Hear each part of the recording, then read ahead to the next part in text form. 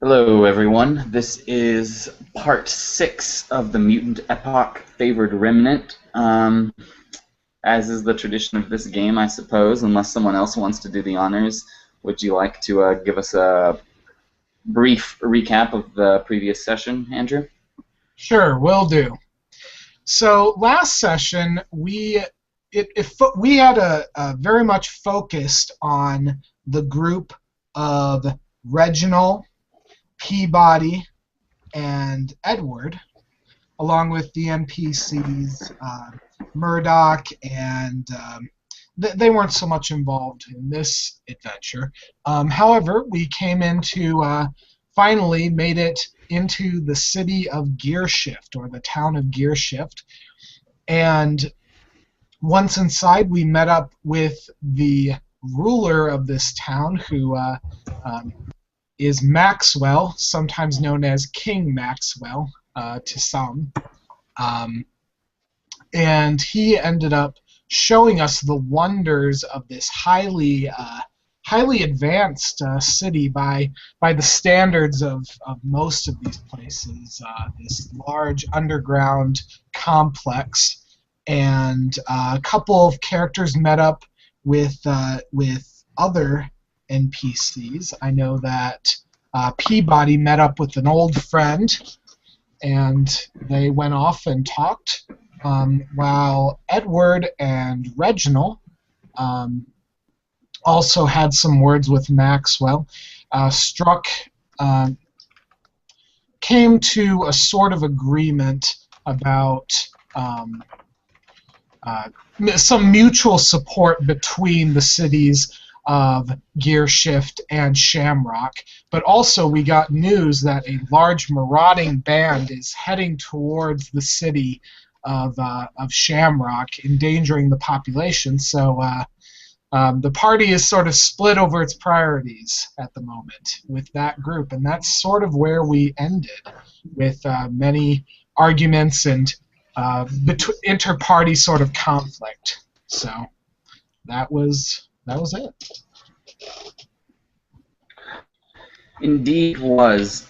And we will pick up where we left off on Marilyn's right after she receives the, well, not phone call, but after the conversation on the walkie-talkie. So, Jason, you can go ahead and describe your character, and if you want to describe your place of residence or your place of business, whatever is pertinent. I believe you said you were on your way to a meeting to go meet the mayor of Shamrock on a business meeting. Gosh, that I'm sure that I did say that. Let me just describe Marilyn, 84, real quick. She's well, she looks kind of like a bargain, like a bog standard Marilyn Monroe. You wouldn't necessarily know her as that if you saw her. And I'm speaking about us, not the people in the game world. People in the game world, unless they're connoisseurs, they have no idea who Marilyn Monroe is. But she was made. I'm probably getting a little bit too much into her background. Let's not go there. Anyway, she's got platinum blonde hair. Her face looks like it was chiseled out of plastic, and she wears a gray dress, and that's it. Okay, so you put away the walkie-talkie and push it back into the drawer, which sort of has a wood-on-wood sound as you slide it back in and hide it away from the town folk. And it's a little after sundown by this point. Okay, so I'm confused, and I get up and open up my pack of cigarettes and light one up, and looking around, trying to figure out if I really want to go see the mayor. What's his name again? I forgot. Ricardo. Ricardos. That's right. Ricardos, as she refers to him. Does she really want to pass along this crazy message? Well, I guess she did talk to Maxwell. Maxwell. That's right. She talked to Maxwell, so she did get things sorted in the end. Yeah, so she, she takes her time. She smokes her entire cigarette, and then heads on out the door and makes her way through the dusty street as dusk sets upon the city. She ambles along and makes her way over to Ricardos's flat, which is in the nicer district of the city. As you approach his house, indeed, it's towards the top layer of the city, for the top echelon of the townsfolk. And as you approach, you see approaching from the other direction, approaching the same house, you see Bartholomew, the head of the local security. He's got, to remind everyone, he's got cherry red skin, of course an obvious mutant. He's got long, blonde, sort of thin blonde hair. He's got violet eyes, which almost have a glowing, almost radioactive quality about them. And probably most disturbing of all, he has an extra set of arms coming out from his rib cage. And he's quite not a large fellow, but he is pretty muscular, pretty sinewy. He's got perpetually sort of a stern look about him. Hey, Bartholomew. Good evening. You gonna keep your hands to yourself this time? I don't want to have to cut one off. Yes, well, I warned you that I wasn't much of a drinker. I think we both learned our lesson that night. Oh, and indeed we did, and that lesson is you need to find a new profession, well, a new hobby, I suppose. Listen, just because we exchanged a couple of drinks doesn't mean that I trust you any more than the day that you decided to set up shop here. Set up shop. That's a funny choice of words. Anyways, I'm just heading over to see Ricardos. You wouldn't happen to know if he's at home, would you? Yes, well, I'm actually headed there myself as well. Oh, well, what a coincidence. I could have a big, tall, strong fella like you to protect me, little old me, in the dark as we head on over. He sort of rolls his eyes and strolls up to the door to knock on it. I don't think you really need my protection out of everyone in this town. Oh, you're too modest.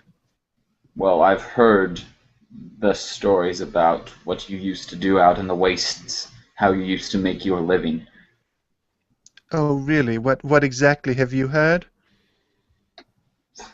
Well, that you're willing to do whatever you need to do to make your way in the world, which I can respect a resilient woman or a resilient man.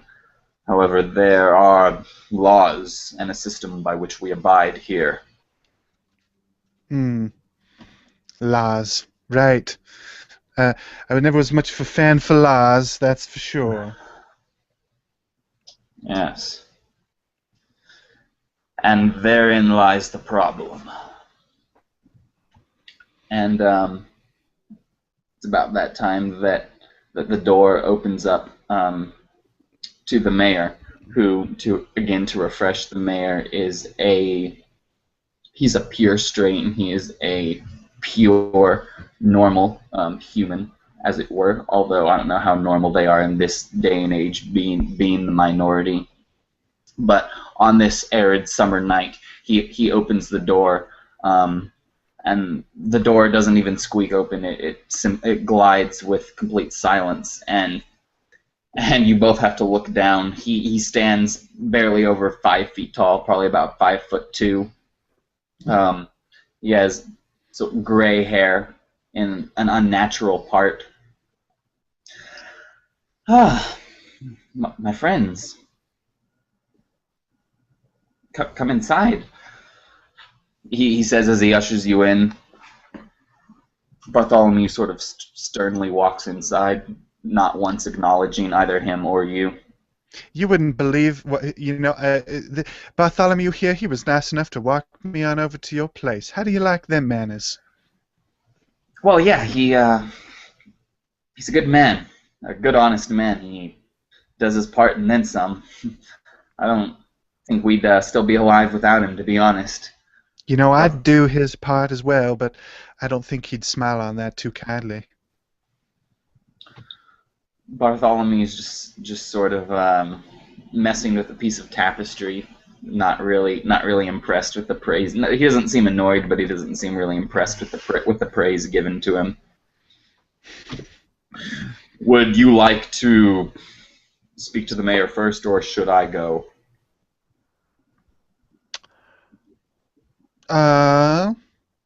You can stay. This is important information, actually. You might want to be apprised of a situation that's developing outside the city. And so I recount what was told to me over the walkie-talkie. I can't exactly remember what we said. Otherwise, I'd just roleplay that. Sure. Well, yeah. Well, we don't need to go through all that, anyways. As you begin regaling him, he stops you for a second and calls for his daughter to come in. You can go ahead and describe your character, Mathew. Around about 5'10", 5'11" lady walks into the room. Black hair, kind of, mild yellow eyes. She has the bearing of a pure stock human. Added limbs, no weird tentacles. She bears a stark frown across her face, though. She does not seem impressed to be summoned in such a manner. She's currently wearing woolen garments, pants, a kind of cotton vest and a woolen kind of, I suppose, top, cardigan, jumper, for lack of a better word. She carries a saber at her hip and has got her arms folded as she leans against the wall. Yes, Father? Yes, would you be so kind as to help me write this down for me? Lou's not yet returned, and, well, this needs to be documented. If I must. I guess there's like a pen or app parchment on the desk somewhere. Yes. I'll pick it up and I'll start scribbling, whatever their form of a date is. Star date, blah de blah. Shamrock. Sure. And Marilyn regales you all of this alert, of this approaching, perhaps not war band, but definitely band of ruffians, band of wastrels from the desert. And sort of everyone sits there in silence until she's finished her story. Along, yeah. At the mention of Gearshift, there's a sort of pause. as he goes. I told you it was a bad idea to send that tank out there, Father.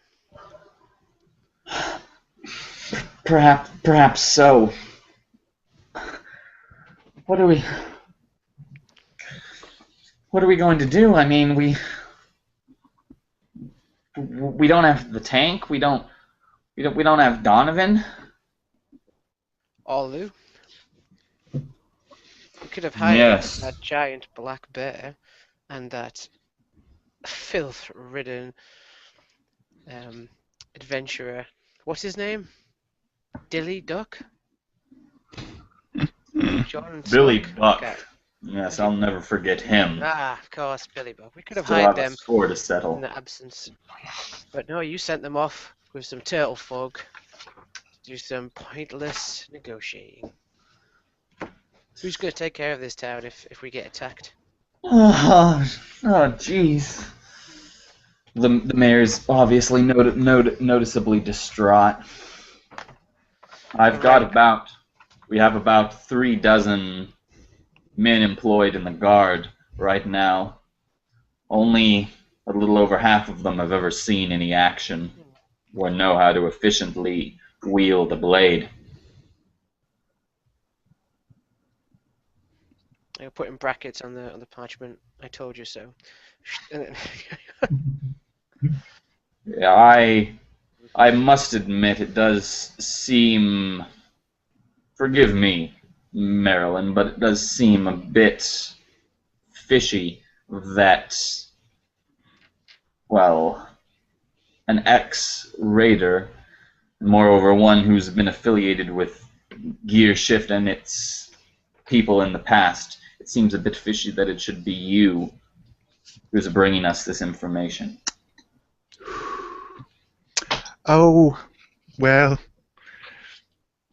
we've gone through these sorts of things before, and we'll weather this storm just fine. As far as the source, I don't really know what else to tell you. You can take it, you can leave it. It doesn't really matter to me. Well, to be honest, I'm not too concerned about the source. If it happens, it'll happen and we'll have to deal with it. And if it doesn't happen, well then, I don't think I'll be rushing to call you a liar or anything like that. But what are we gonna do? I mean, if they show up here, I can't just. I mean, if I turn them away, they could react violently. But if I just let them in and let them do as they will, I'll look weak. I'll look weak to the townfolk, and we've come such a long way. People are finally starting to feel secure about, well, maybe not most things, but some things about living here. We can't risk everything that we've worked for just so some drunkards can come have their way with our women and wine. Now, and she she pats him on the shoulder and rubs his cheek very gently. There's no need to get all worked up over this. I told you, we'll take care of the problem. We'll take care of the problem. Yes, indeed. Why don't you enlighten us? Sorry, what did you say, Mathew? I said, what did you have in mind?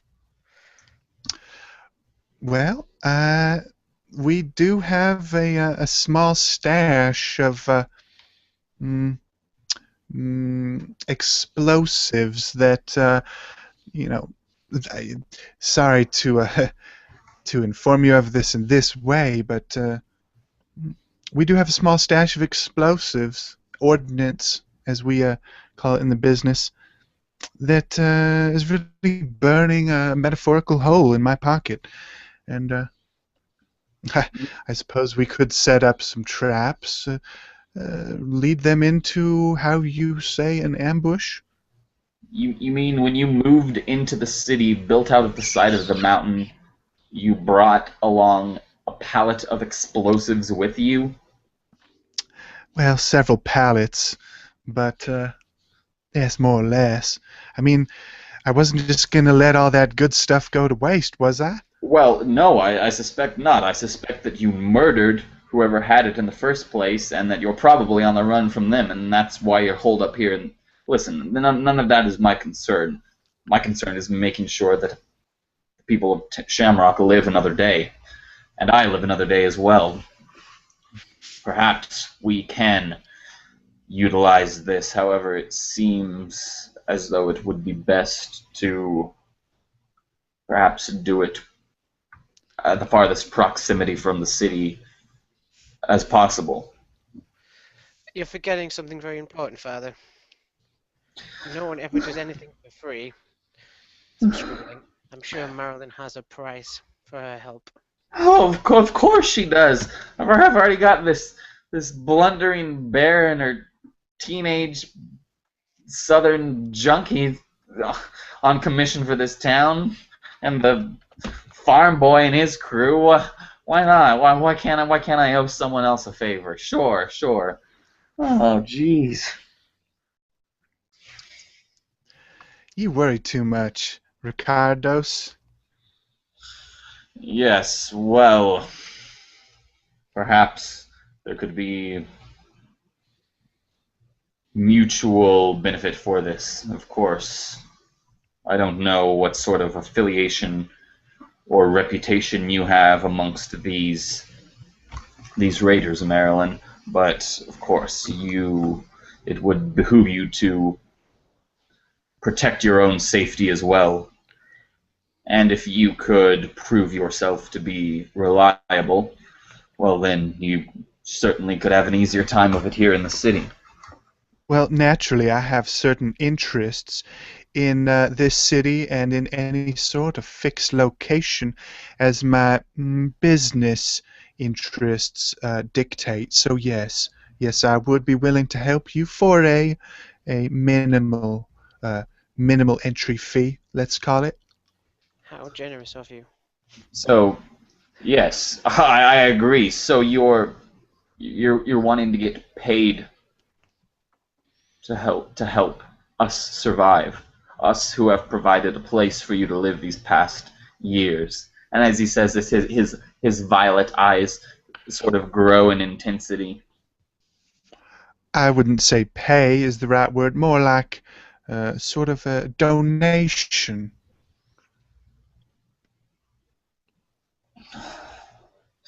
Well, oh, what do you want? What do you want? The mayor says, sort of shooing this strange glowing look out of Bartholomew's eyes. Well, first of all, I want to get out of that shithole apartment that I'm in. I want to move up to at least the second or third ring.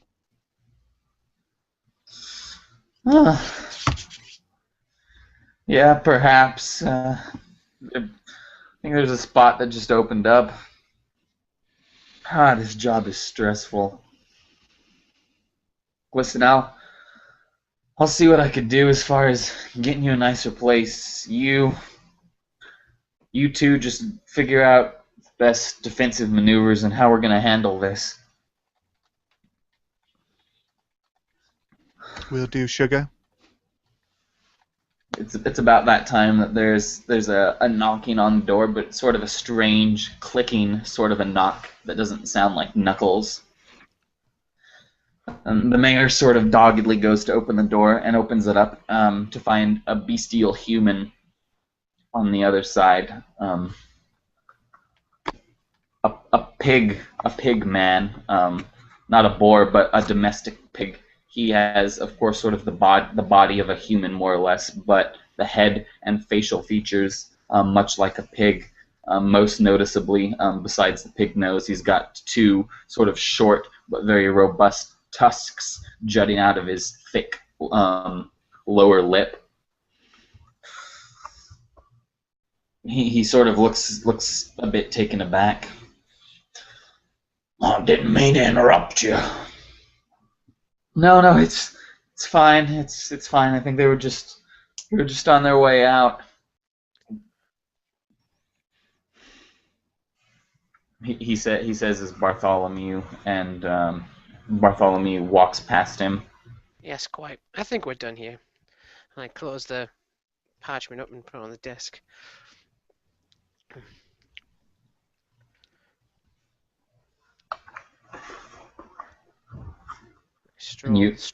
Stroll out. And you exit as well into the night, Marilyn? Yes. All right. So Marilyn walks off back towards her home, seductively smoking, and Bartholomew, of course, in the same steady, stern, sort of noble gait that he always has, he heads back from whence he came into the night as well. We will now cut to the jungle.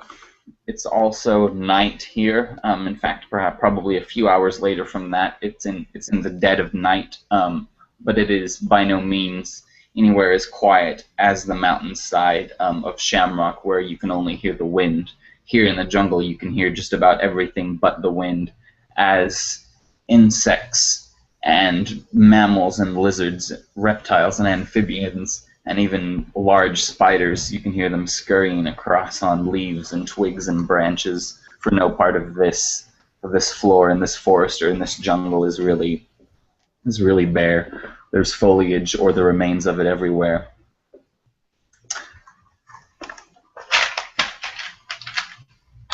Excuse me while I make a roll here.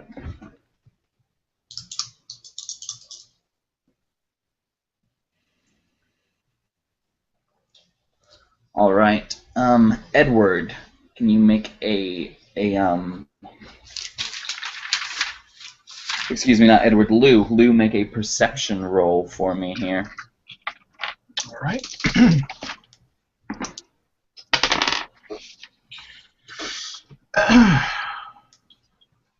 I got a 20 on the dice. I have a perception of 39. So. Okay, cool. So you're fast asleep in the night, and yet you sort of wake up to a definitive sound of a footstep, of something human-sized there. You sort of begin to shake the sleep out of your eyes, but before you can even start to rise, suddenly someone is on top of you, putting their hand, covering your mouth with their hand, holding your head there. Shh. It's me, man. Just relax. Donovan says as he sort of dropped his hand. You can't see much of his face in the shadows of the hut that you're in, of the Turtlefolk hut that you're in, but you can of course recognize his voice. Listen, man, I'm taking off, I think. Things have gotten strange.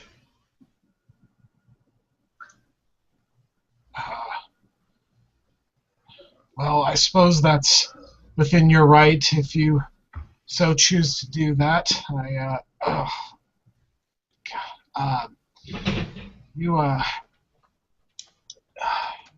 So you do not wish to stay with us, then? Oh, I think that Billy's really got to me. I don't know if we can resolve our differences without some bloodshed, and I don't harbor anything ill against the boy, but, well, he's kind of a piece of shit, to be honest. Well, hopefully he'll get an attitude adjustment someday, but I don't wish to be the one giving him that attitude adjustment. I will if I have to, but I'd prefer if I could avoid it. Listen, I don't really want to leave you here. I wish all y'all well, and I hope that you can make it alive, but it seems as though now you're in good company here in the hands of the Turtlefolk. I think you'll be all right. Yes. I'm sorry to see you go, Donovan. Your skills would have been most helpful, but I agree. It doesn't seem like you and Billy Buck will really be able to get along with the differences between you two without blood. Yes, indeed. And, well, I don't really have much of a desire for that myself. But listen, I came to you because I thought that you should know. I thought you had a right to know. As you probably suspect as much, I wish to seek out the people that created me and my kin. And I'd be greatly surprised if it wasn't the same people that were at least in some way connected with your origins, if not directly responsible. It is likely. They had many clones in my facility as well as for slaves. Yes, we were perhaps given quite a bit more freedom than you were, but we were still under their yoke, subject to their every whim. And without my brothers and my father now gone, I don't have a lot to live for anymore. So I think that it's time that I finally got some answers, even if I die trying to figure it out. It'll be well worth it. I'm not trying to influence you one way or the other, but I thought that I would at least let you know, since you're in some way connected to this. I understand you have other obligations as well, but I didn't want to leave in the lurch, especially if you wished to follow up on such.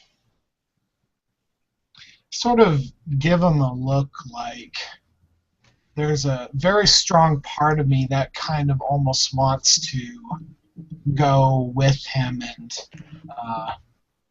kind of settle matters of the past myself, as I have many matters to settle. But I sort of pull back at the last moment and say,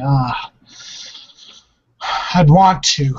I really do, but now it's such a hectic time for Shamrock. There's this possibility of this cyborg army that's rising. It's not. There's too much to lose at this time. It's not that I necessarily. I'll be honest, I don't necessarily care for the people of Shamrock. It's just I've spent many years building up my base there, and I can't Jeopardize that. I've invested much in it. It's all I have now. But perhaps once things settle down, I will seek you out and follow the trails that I once took to get to Shamrock, retrace my steps and go back to that facility. But I don't think today is that day. And I can respect that, and it makes a lot of sense. To be honest, that's probably the smartest option for you, well, probably for me too. It's very hard to find a safe place in this world, especially a safe place where you have livable, decent human conditions. And Shamrock definitely provides that. May have a bit of prejudice, but no more than the best of the folk out here. But who knows? I mean, things seldom go as you plan them to, and I wouldn't be surprised if we crossed paths again, whether or not it's before or after at least one of us has made that journey. Yes. Well, one day I will make it back there. I do not know how soon, and I may see you along the way. I wish you well. I wish you to make those people pay for what they've done to us. But Indeed, I wish the best for you and the bear and Billy as well. Well, to be honest, that's sort of the other side of it. I'm afraid if I bruised Billy too bad, Mama Bear might not be too happy with me. And well, I may be a confident man, but I do know my limits. I think this is wise. I think you're making a good decision. It was never going to work. Yes. Well, I wish them no ill, and I hope they harbor no resentment for me. I'm sure Billy, being the hot-headed youth that he is, he'll have some choice words for me when he finds out that I've split in the night. But well, take care. He sort of says as he rubs. Before he leaves, I reach inside my bag of my brownish sort of bag that has many.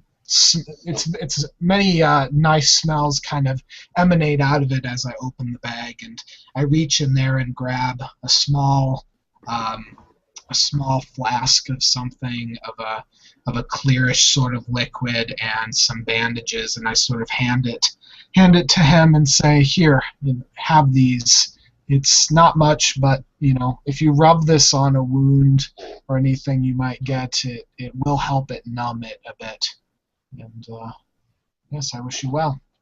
Thank you, my friend. He's sort of rubbing his wrists that are a bit red from where the rope, his wrists and arms that are red from the rope burn from when he was tied up. He takes it from you and sort of opens up his bag. Tit for tat, I think that perhaps these should help you as well. Perhaps be a bit more aerodynamic, he says as he hands you a small quiver of arrows. I made them myself. I've spent enough decades out here that I've learned the best ways of doing things. Perhaps if we cross paths again, I could teach you. Yes, I don't have many arrows, so I greatly appreciate this. Perhaps, yes, but you best get on your way. I don't want it. I don't want Billy to notice you've left. Indeed, I wish to be out before morning breaks. And with that, he's but a shadow, and then he's gone completely as he follows the path, one of the paths, away from this turtle village and into the night. So, the next morning, of course, it's rather humid in this turtle village, and to be honest, these turtle, well, to put it quite plainly, these turtle folk defecate not very far from their home. So it doesn't have the most pleasant of smells in this town, but of course your noses are all used to it by this point, and perhaps some of you never minded in the first place. But it's quite humid on this morning, and yes, of course, Donovan is nowhere to be seen. All of his equipment is gone, and all that remains is the broken rope that he was tied up with. And Billy is not to be found anywhere in the tent. He's just disappeared. Well, considering I'm probably the first one who gets up. I'm an early riser, and I want to check on my patient. I am most surprised by this. Ebony! Ebony! Ebony! Everybody turns around and she's got like a face full of mixtures of fruit and stuff that the turtles have been feeding her. I come storming out of the tent. Yeah. What is it, Lou? What's up? Billy! Billy's gone! Billy? Don't be silly. Little Lou, Billy couldn't even walk the last time we saw him yesterday. Ebony should know this. That man, he needed time to rest. Well, I mean, he could have walked. I mean, he was physically capable of it, but he's gone. And I sort of play act, sort of walking over to Donovan's tent, over to a tent that Donovan was in, and I go, and Donovan, he's gone too.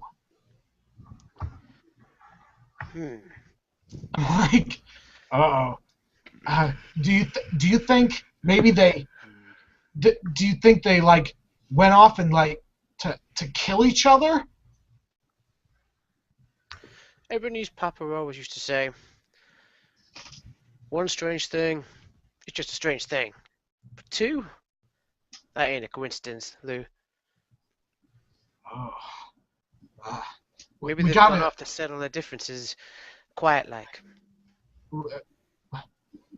I'm kind of like, I look sort of torn because on one hand there's business like that needs to be attended to. I think we were planning on leaving to go back and tell the mayor, but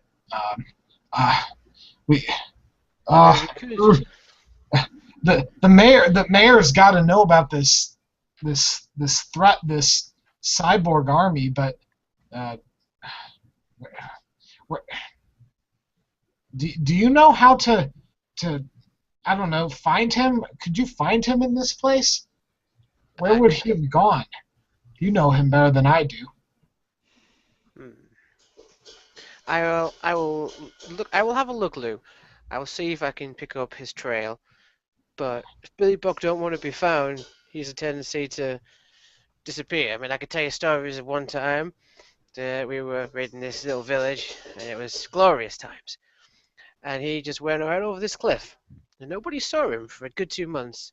And then he turned up with a bag full of gold teeth and a shotgun, and he said, "Don't worry, guys. I got this."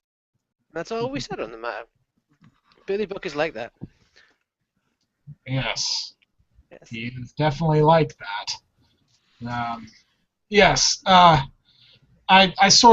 make my way over to, while she's kind of starting to, I don't know, do whatever sort of, thing that bears do, sniff the ground or whatever, looking for tracks. That's what I assume that she's gonna do, start sniffing the ground or whatever. Yes. So, I go over to the elder's tent and inform whoever is sort of maybe attending to him, as he does have difficulty speaking, that we will have to leave in a hurry, but we appreciate their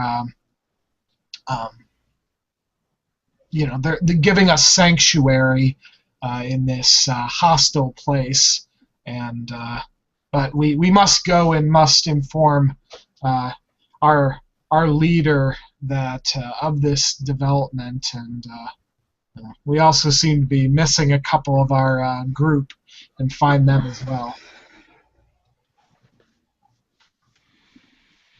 You're not taking the black goddess with you, are you? Sort of like, the fuck, these primitive people and their ignorant, like in my mind, like I'm like, the things that Lou has gone through in his life, he's like the most skeptical, cynical guy you could come across. So like, what the fuck?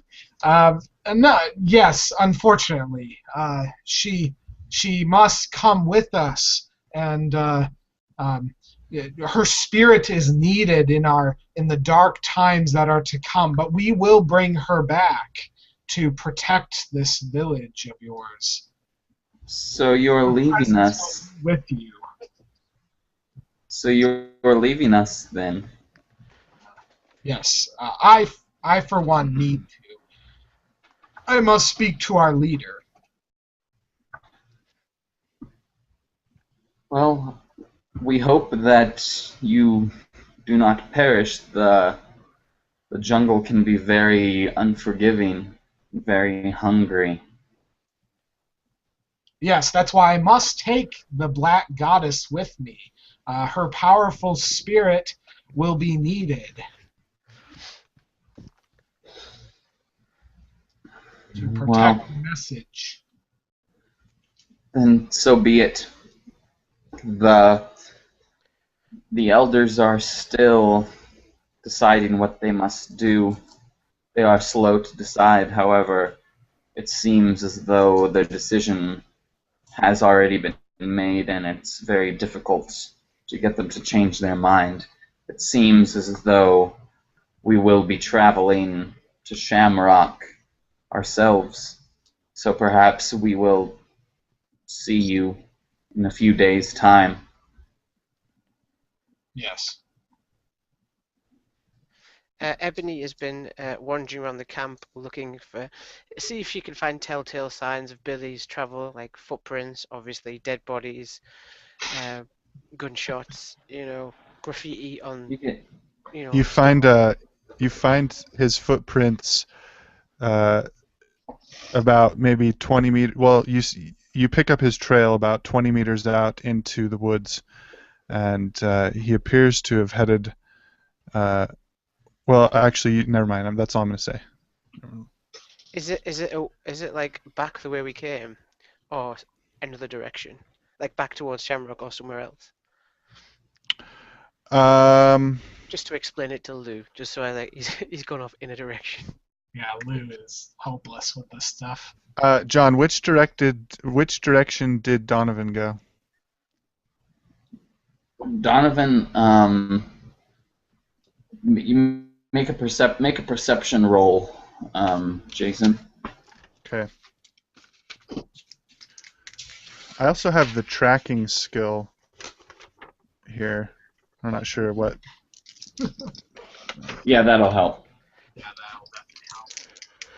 Okay, my perception ain't so grand. Bollocks. So I got a 68, which is over my perception by quite a bit. What is your perception? 26.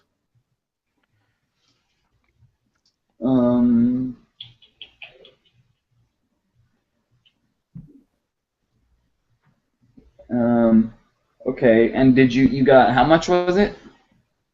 68. Ooh, okay. Yes.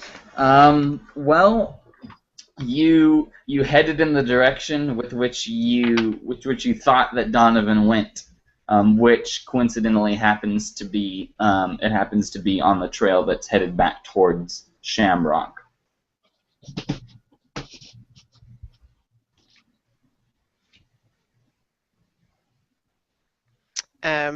I will continue looking around, also speaking to the turtle people, asking if they've seen Donovan or like Billy Buck, because I imagine in his state he couldn't have really got away very cleanly.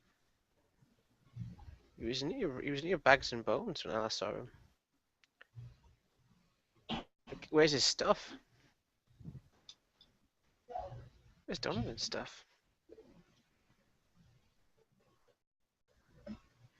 I'll go back to Lou as well and tell him what I found.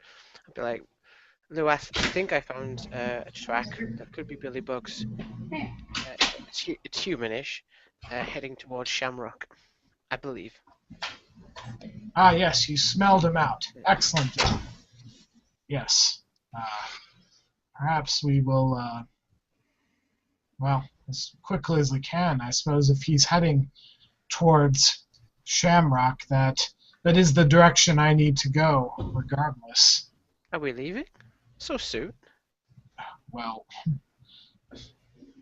I think these turtle people may take some time making their decision about where they, what they want to do, but I suspect they will be heading back to Shamrock at some point. But the sooner I can get this message back, the better. But what if they need our help? Like I was hired to protect these little turtle folk. What if they get attacked while we are gone? What is there anything we could do to help them before we go? It's a scary world out there, Lou. I shrug my shoulder. Showing a big bear-like grin. What would you propose being able to do? Can you fend off a cyborg army? Can you build defenses for them? Can you? I certainly cannot do any of these things. I'm hopeless in a fight, and the only thing I can think of, the best thing I can do for these turtle people is to bring back my message as quickly as I can, so that perhaps Shamrock can send some aid out in this way. These turtle people, although not the most advanced of people, they do have some valuable resources out here. By this point, a good amount of the Turtlefolk have sort of lined up and begun putting a sort of a body paint of a type on each other. Is it black by any chance? Some of it is, yeah. sort of like shake my head like these primitive like. Yeah. I just look at them and I'm saying like on second thoughts, Lou, maybe we should go. Yes, before long they may. I've heard of the practices of some of these people. Perhaps they may decide that as your god, as a goddess on Earth, you are to be sacrificed to the other gods, so you may become a divine form of some sort. I don't know. These people have some very strange practices. You never know. With this sort of superstitious mumbo jumbo, that might happen. Well, what if they're right though, Lou? Maybe I am a god. Yes, Ebony. Well, although you are built like a mountain, I would not call you a goddess. No, sorry. Yeah. Well, I quite like the Turtlefolk. They're nice enough. If they want to worship me, I'm not going to stop them. Oh, great one! We have a gift for you. One of them says, as a couple of them are bringing up something quite strange indeed. You turn around to find what looks to be an entire suit made of turtle shells. It's got and it's of course made to be more or less Ebony's size. Both the breast and the back have just a full turtle shell on both sides, and then on the elbows and on the knees and legs and stuff, it's smaller turtle shells and shavings and parts that have been broken off and cut off and sort of made into this armor, which is just sort of held together with vines, almost like rope is just held together, almost like like you would maybe envision South American armor to look like, something sort of like that. Are these like made of like turtle shells, or are we talking about humanoid turtles here? Both. Ugh. Sort of like back away from this horrific sort of offering. Ebony is fascinated. How long did it take you to build that? How many people did you sacrifice to make this? I sort of say under my breath.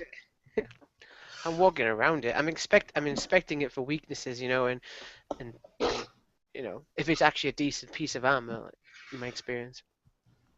We've been working on making armor for some of our friends for quite some time. We just modified this over the past couple of days for your purposes. It was pretty short notice, but with so many hands, you can get quite a bit done.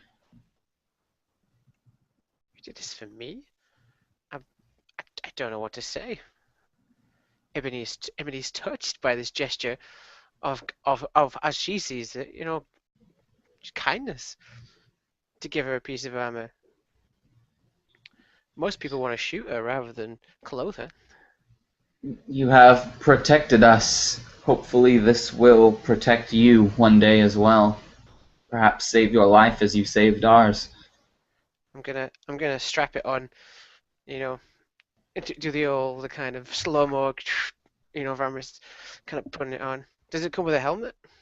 Yes, there is in fact a helmet that appears to be 4 different turtle shells that are sort of all almost like welded in a sort of strange primitive fashion. They're all sort of they're probably heated up and then fused together somehow.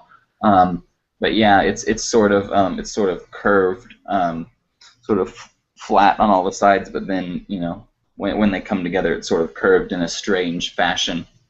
I give it a twirl, and what do you think, Lou? I sort of because the Turtlefolk are so close, I'm not gonna say anything, but the look on my face is one of just both disgust and horror at this. I mean, it might as well I'm thinking in my mind, like, this is like the same as like if there were human body parts like roped together over someone's body. It's like in my mind, at least, I say, is it customary amongst you your peoples to wear the skins of bears? Ebony doesn't understand the question precisely. It's clothing. It's like leather armor or They metal. cannibalize their own people. Look at the size of those shells. That's a yes. We gratefully accept your gift, and I sort of like Calm yourself. We've prepared something for you as well. See, oh now, yes, they didn't thank leave you out. you. I'm like in the background now, just like kind of testing the reach of it and seeing how it fits. Like, how did they get it into my size? Did they measure me during the night time? This fits like a glove. This is weird. Yes. I do not require your gifts. Your thanks is more than enough for my it's praise to my ears. Thank you so much, though. We really do need to be going. So much to do today. Long road. My uncle made this just this morning. One of them says and sort of holds up some leaves that are wrapped around something. Very cautiously, I guess, look at it. Like, sort of like, can I see it? It appears to be sort of a pale green mucus-like substance. You have showed us much about your modern medicine, and we wish to give you something in return. This will kill any pains, the worst pains that anyone could have.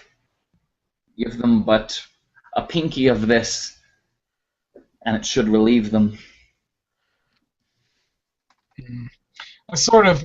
I think about it, and I suppose I don't know much of this sort of thing, but I suppose it's possible that they know about this sort of thing. So I take an empty jar that I have out of my medical, well, it's not a medical bag, but I call it a medical bag, and I sort of, present it. Yes, please, place it in here. This is a perfect container for such a thing. And they do so. Okay, yeah, and I quickly shut it and throw it in there. Ugh. Yes, well, we must be going. Long day ahead. You ready, Ebony? More than ready. I'm swishing my spear around. I'm excited. This is like it's like the greatest thing I've ever been given. Look at it. It's even got like little pockets, like shell pockets. I mean, look. It's Yes. color coded. Yes. Great gift.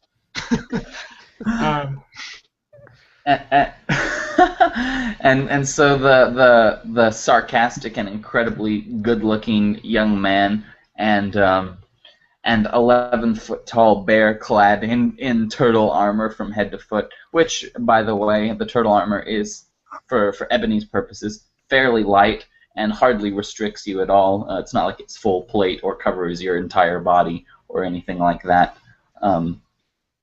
Which is pleasant because, as I said, it is quite humid in this jungle, and you guys walk through sort of a giant swarm of mosquitoes hurriedly, probably, as you go on this trail back to Shamrock, of course, hoping to find Billy along the way.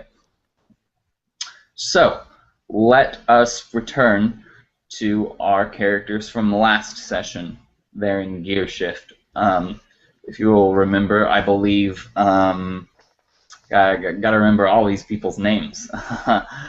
If you will remember, our Reginald, our sort of very, very strange, if not grotesque-looking, but very amiable, very likable. Our mutant friend was sort of propositioned by one of these cyborgs, the large orange cybernetic eye, and there was sort of a strange altercation in which Peabody sort of sided with the came up and sided with the cyborg who was then unconscious, and sort of painted a bad scene for Reginald, and then the sort of heavy, or the security there at the inn just came and sort of told you guys to all go to bed, and everyone did. So everyone was sort of angry at each other. I think Edward, arguably the most annoyed of all, and probably the most torn. For yes, he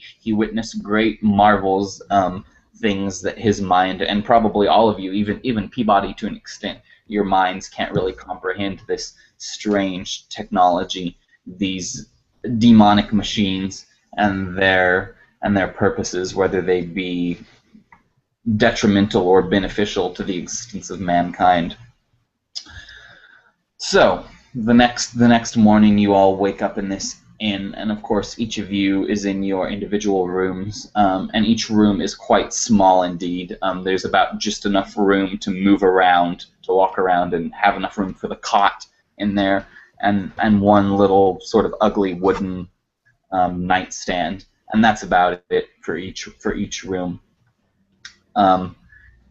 You're woken up. Well, I assume each of you sleeps, doesn't wake up too early, even being in an unfamiliar location, for you have been traveling in a tank in a desert in the middle of the summer, for about 4 days. So I'm sure that to be indoors and on a bed, regardless of how nice it is quite comfortable indeed, and I'm sure that all of you were quite tired. So the next morning, each of you awakes to a knock on the door, about an hour after sunup, about 7 o'clock in the morning. Each of you wakes up to a friendly knock on your respective doors.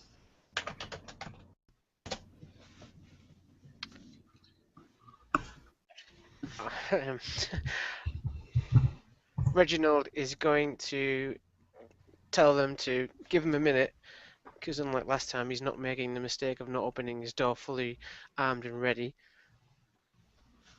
So he gets his stuff on quickly, like hides his tail, puts his helmet on, straps it on, gets his knife and his axe and that, and puts it away. And then he'll cautiously open the door.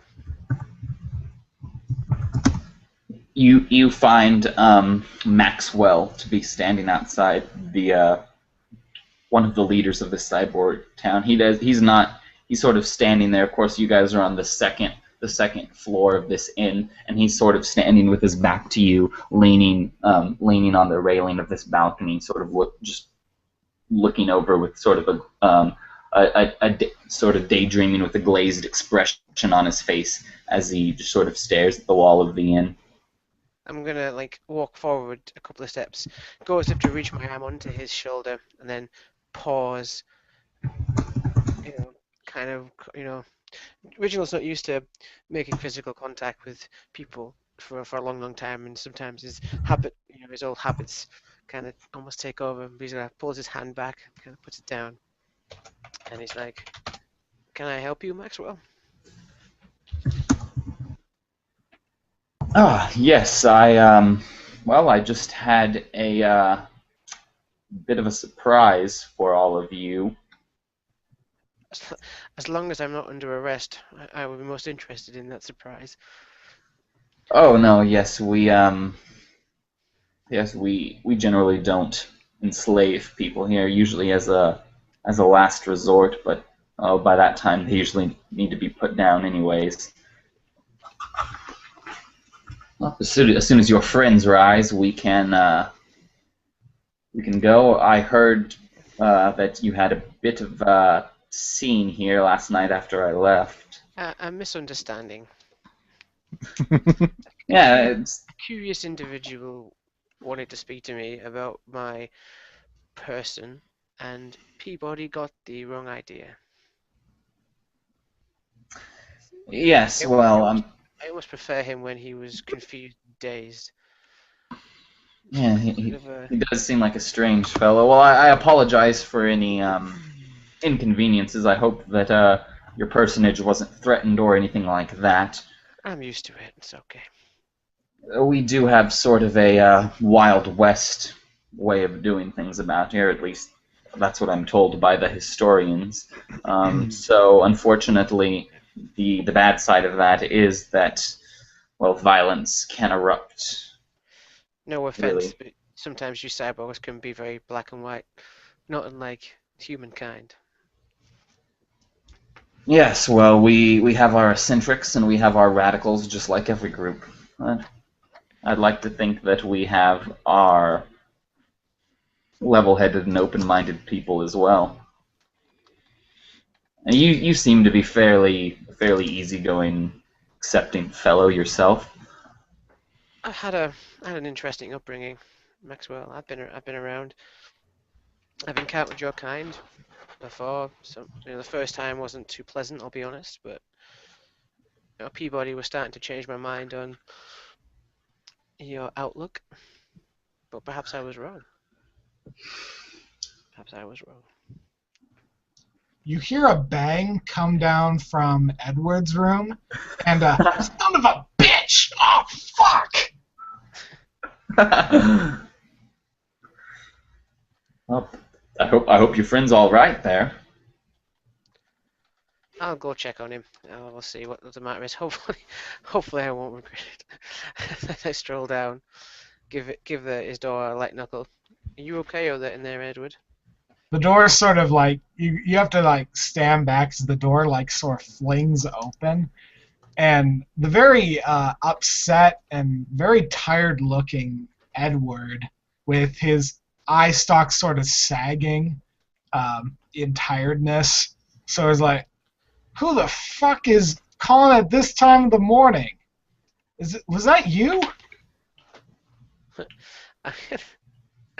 It's me. It's Reginald, Edward. He's like, he's like holding like his foot, like he stubbed his toe really bad. God damn. What's this all about? What's going on? Maxwell has a surprise for us. Oh, surprises from cyborgs. I'm done with surprises from cyborgs for a long time. You and me both. And then I sort of like look at you like, that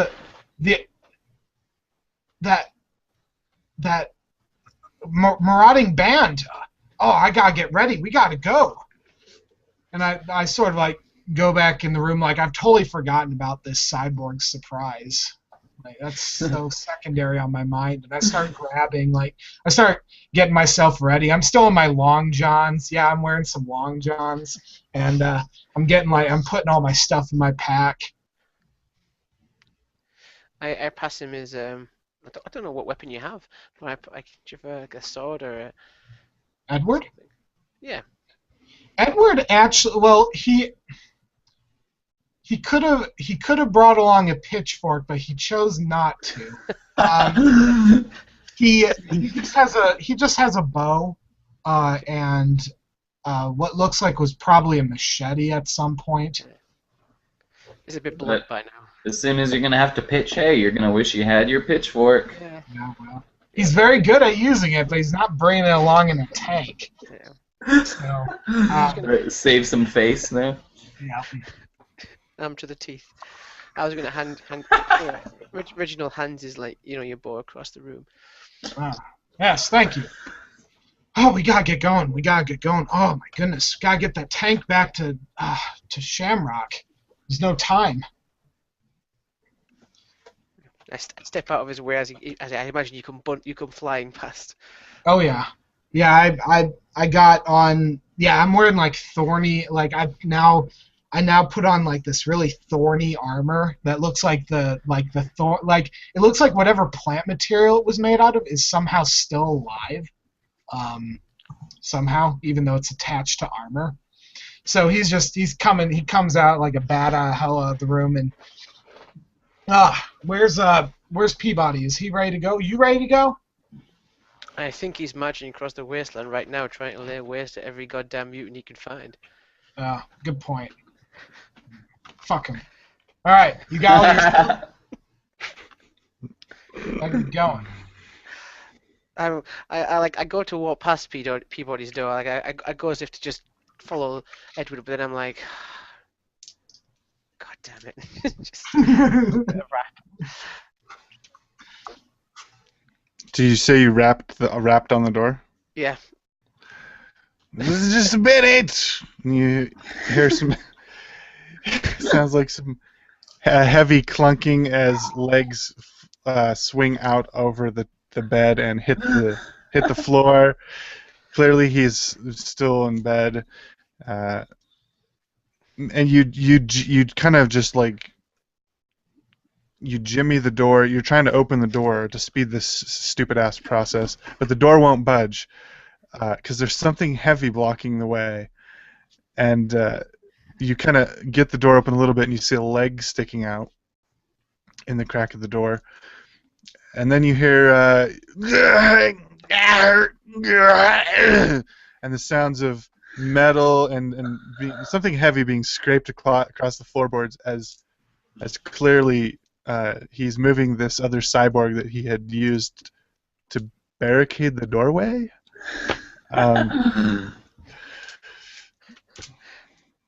What are you doing in there, Peabody? Just trying to sleep clearly. What are you doing? I came to get you. Maxwell wants to show us something. You stink. Have you even had a shower today? That's just me in general. Good heavens! Well, it smells like you put on some sort of squirrel dung cologne. It's worse than your usual smell, that's for sure. You cyborgs and your goddamn whatever cursed items you call the shower. Showers are a natural occurrence. They come from outside. They come from the heavens, not your... Tell us about the showers, Edgar. Yes, well, they come from the Sky Father and the Sky Mother, of course. Oh, you want to hear about the Sky Mother and how she rains down her sweet perfume upon the heads of all of us to cleanse us. Let's hear more about that. Yeah, we shall, but are you coming with us or are we not? Because we got to bring this tank back to Shamrock. We got to do it quick. Are you moving furniture in there? Who ruined the surprise? What? Who ruined the surprise? Who figured it out? Surprise? The hell are you talking about? Come on, hurry up. Let's go. I have a surprise for all of you. Maxwell says. Now that all of you are within earshot. Watching this argue. Ooh, surprise! Excellent.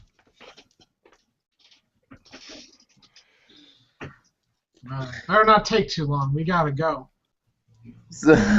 So he takes you out into the streets.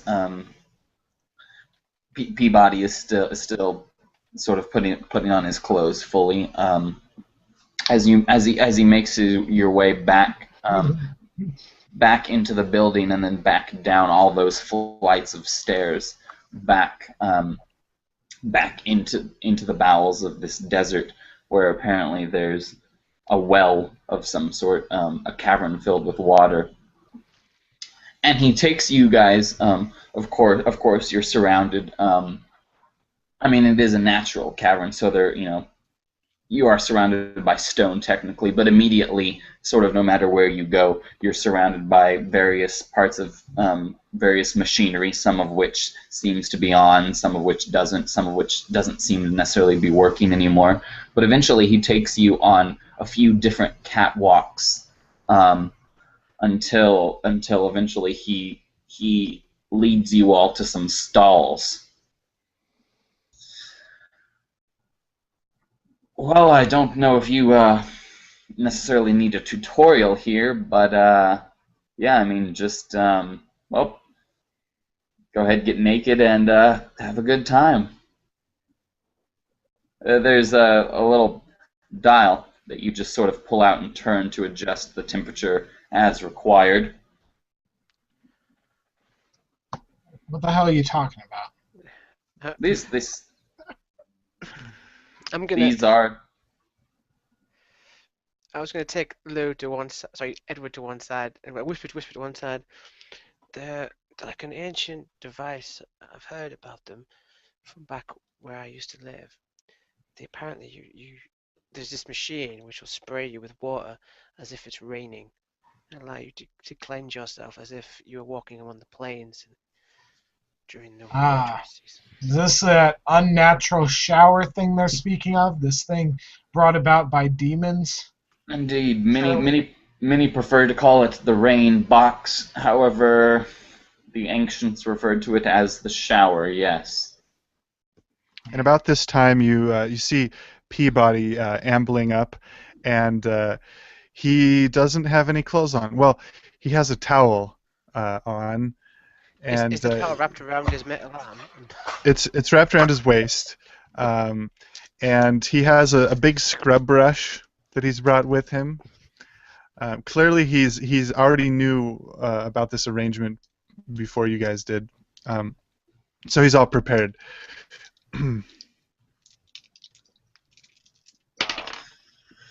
Yes, well, I see we have one experienced bather here. That's right. Of course, I'm sure Edgar here will have a few lessons to be in need of to understand this contraption. We call it the heavenly douche.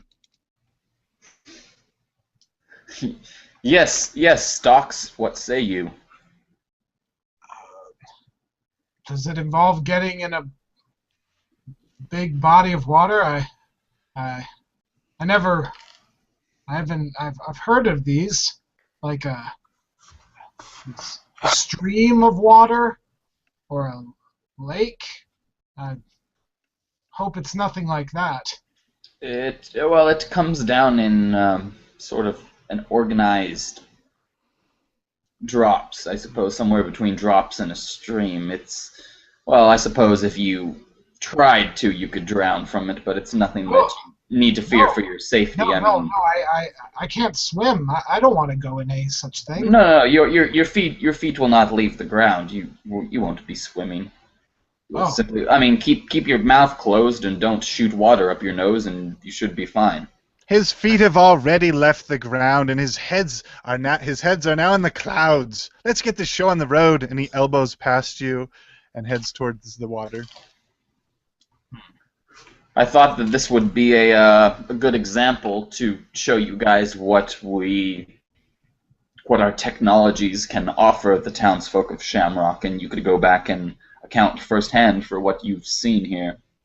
Of course, with discretion. Don't tell anyone that would seek to take this from us with force. I once had a story told by my grandmother about the showers. She used to say, Edward, that, if you were a sinner, if you'd done bad things in your life, that when you took a shower, you could see the spirits that you have hurt drifting around you and off you like flames in a fire.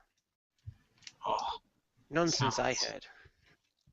It sounds horrible. But it reminds me of that. I don't take off all my worldly goods, but I take off my armor and I keep my rat tail sort of hidden away under a little vest. You do notice as I walk into the shower though that I've got only 4 little grey feet, 4 toes even, as I pop that in and start trying to figure out how to use the shower, pressing buttons and turning knobs. So by this point, both Peabody and Reginald are in. Yeah. Yes. Well, I sort of reluctantly, I do it the way I always done. I suppose I strip completely naked, with no seeming modesty about this. I just sort of walk towards this shower, whatever it may be. As if it's the very gates of hell. With some trepidation. Yeah, your eye stalks are almost trembling a bit. with anxiety.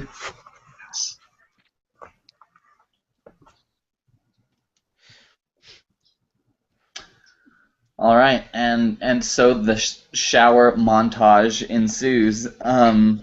One thing, so you get a look at Peabody. It's the first time you've really been able to get a good look. You know, you're just glancing, you're not like staring, but you can see that you can't tell where the flesh begins a lot of time and his cybernetic parts begin. It's just very seamlessly done and quite professional.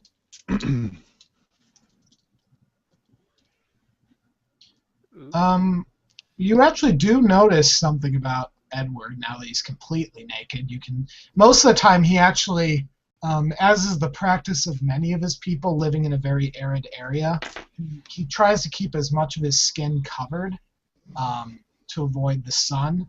But now that he has all of his layers sort of taken off, his skin is very, very shiny, and in a sort of way that's almost metallic.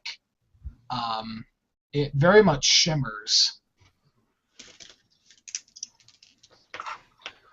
And obviously he's doing all the stuff where he's playing with the buttons and he's marveling at the heat, and he enjoys it. He definitely enjoys it. It's like one of the most pleasant experiences he's ever had in his life.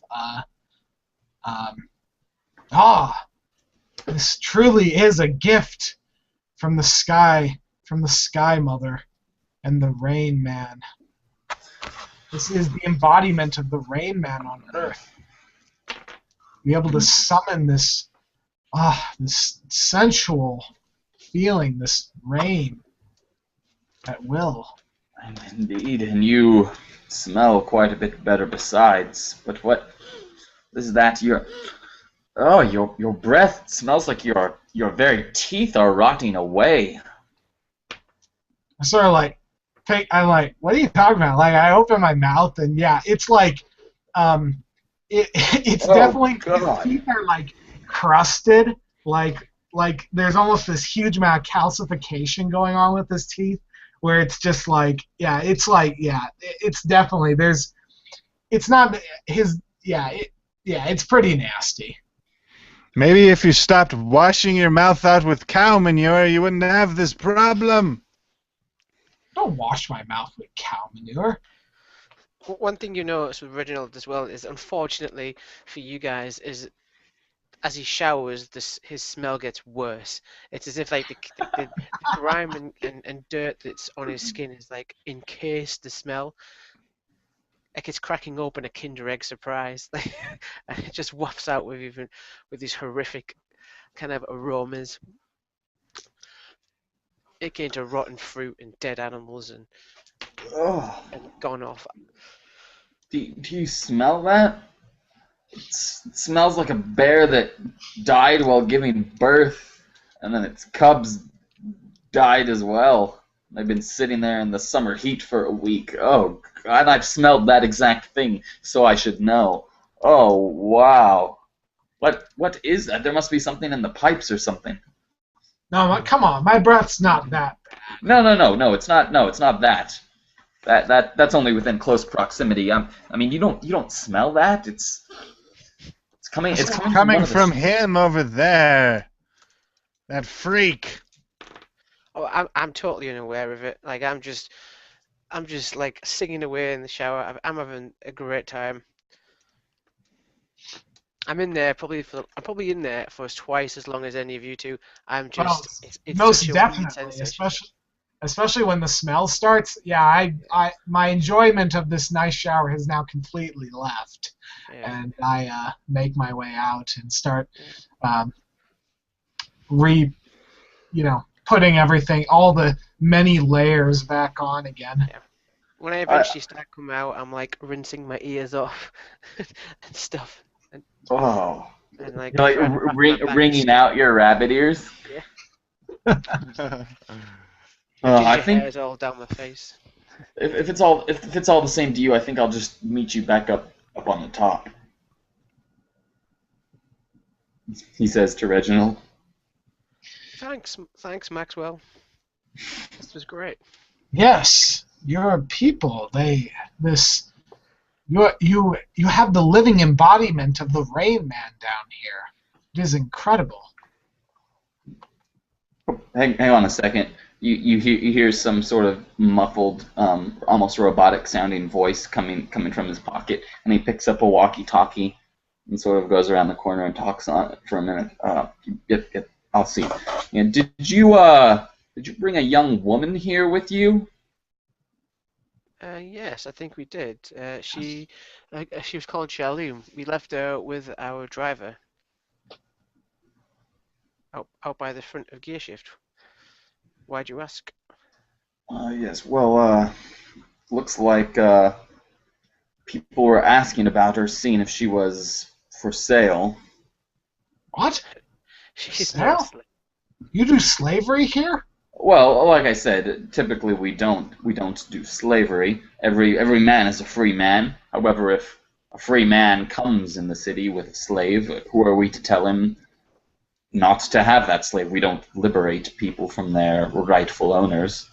I don't think you understand the meaning of slavery. It's not slavery when it's a human or a mutant. It's only slavery when it's one of us. What?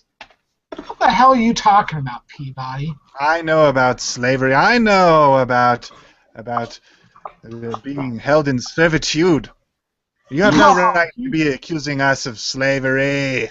That's rich. You know about slavery. When Do you know how many you years come I from have? a race of slavers. Oh yes. Well, do you know how the people of my village have served their masters? We are slaves in all but name. I've seen this wider world now. I see the way normal people live. You think I really want to go back and farm after that servitude I had to do to these masters who live up in Shamrock? I don't pretend to know what is going on inside your head, but I'm sure that the Rain God and the Sky Father know all about it. So why don't you ask them what to do about these slaves, eh? Yes. You'll have to forgive him. The first generation are quite they're quite close-minded. Yeah, no shit. I can see that. Screwed tight. Are they also all assholes like him too? Well, yeah, not to generalize, but there's a reason that there's not many first generations left, and it's not only because they're the oldest. I just go on record saying that, and nothing else. But yes, not many left because we were all killed in being forced into battle and building your waterworks. Yes, well, as I said, we don't take it upon ourselves to liberate any man. Edward, I believe, was it? We don't liberate any man. However, many a free man does come to Gearshift seeking refuge, and unless there's a reason not to, we accept most people. If you wish to perhaps forge a new way of life here, it may be a bit of a culture shock for you, but I'm sure that I can arrange it. We can accept you as one of our own. Perhaps we could even outfit you with some enhancements to give you an edge that you might need for survival out there in this unforgiving world. Make me like him? Oh, well, I wouldn't. I mean, am I like him? I don't know. Are you? Is Archibald like him? I don't know. Is he? You could never be like me. That's the joke of the century. And he looks around like everyone else is going to start laughing with him, but no one does. I really hope I never like you. Well, at any rate, if I were you, I'd get up and resolve the situation with your female friend. Oh, yes, Shamrock. And I'm like, I almost like completely forget like her almost immediately. Yes, we must get the tank to Shamrock. We must go. You all ready? Let's go. Up two. Do we not need fuel and rations, Edward? Fuel? Oh yeah, that tank does need that, doesn't it? Well, I need water. Yes, we'll take care of that quickly. Yes, must do that. Perhaps you can make the arrangements, Maxwell. Well, how about we say this? If I have your word that you will return to Shamrock and that you will paint a positive picture, I'm not asking you to lie or necessarily embellish, but if you will tell them what you've seen here, and if you have good things to say about us, then we can afford to give you some water, some rations, and of course some fuel to get your rolling horse where it needs to go. A donation in good faith, shall we say? Maxwell. Indeed. It appears that we have more than enough, and it could behoove you, and you, of course, have something that we could benefit from as well. Such as? This connection with Shamrock. We wish to, well, as I said, we wish to find alternate ways of harnessing water. The easiest one being, well, we wish to make a canal, or a man-made river, or a machine-made river. We wish to take part of the existing river and make it our own, sanitize it and make it at a convenient location, not only for us, but if they're willing to work with us, with the townfolk of Shamrock as well. It could be a practically unlimited water supply within a very short distance to both the town of Shamrock and the town of Gearshift, in addition to, of course, perhaps introducing you to some of our more refined technologies. You mean like irrigation? You speak of this man-made river. You mean like in irrigation? Yes, you're a man of the farm, a man of the soil. You should know that sort of thing. Yes, albeit on a bit of a larger scale. Same concept. Oh, marvelous. That would be excellent. That would certainly solve a lot of our problems.